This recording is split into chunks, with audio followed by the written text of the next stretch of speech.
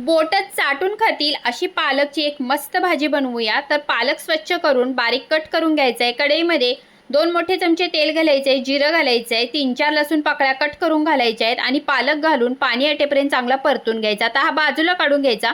मिक्सरच्या भांड्यामध्ये मुठभर भाजलेले शेंगदाणे आणि मुठभर भाजलेली चणा डाळ घालून पाणी घालून पेस्ट करून घ्यायची। कढईमध्ये 1 पळी तेल घालायचं आहे, 10-12 लसूण पाकळ्या कट करून घालायचे आहे, बारीक चिरलेला कांदा, 2-3 सुक्या लाल मिरच्या आणि बारीक चिरलेला टोमॅटो घालून चांगलं परतून घ्यायचं आहे।